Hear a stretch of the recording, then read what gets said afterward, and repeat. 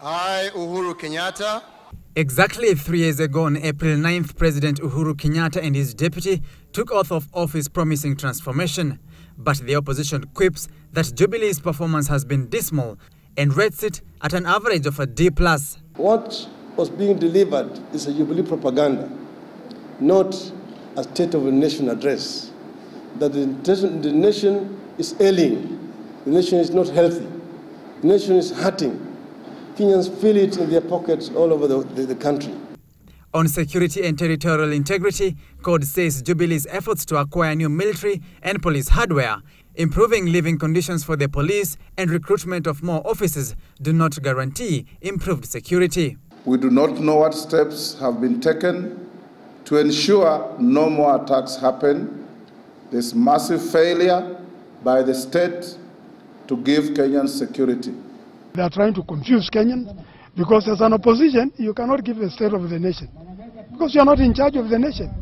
They are giving a state of confusion and inciting Kenyans that their country is not secure.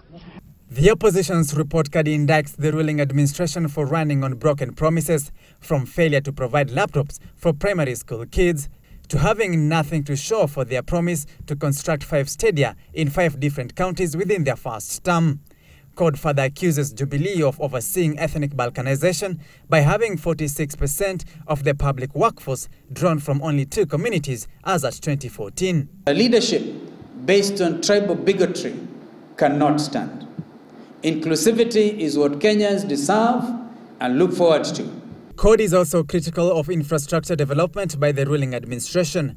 The opposition asserts that most of the infrastructure projects that the Jubilee now claims as its own were inherited from the Grand Coalition government, and that in fact little has been done to improve the road network. And so we challenge the president to show Kenyans the 3,000 kilometers of roads it has constructed in the last 3 years by category and region. Equally, the opposition leaders lament that implementation of the Lamu port as well as the Lamu Southern Sudan-Ethiopia transport project, LAPSET, now appears to be in limbo. A combined result of Jubilee's failing economic diplomacy and Kenya's diminishing clout in the region. Now you see they're competing with Tanzania about the pipeline.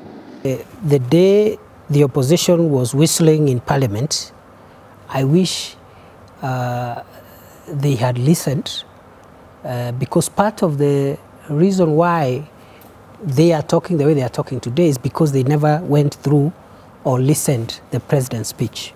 Uwezi ukakosoa serikali ya Jubilee kwa hoteli ya kifahari uko Nairobi. Unatoka hoteli, unatoa press conference baada ya nyingine. Kwa Kenya ukitaka ujue kama Jubilee inafanya kazi, toka kwa hoteli uko Nairobi, tembea kwa Kenya, wananchi wakueleze kazi ambayo Jubilee imefanya kwa Kenya. CORD says that under the Jubilee administration, the cost of living has skyrocketed, the economy is frail, and the electoral agency's credibility has been dented. Sam Ogina, Citizen Weekend.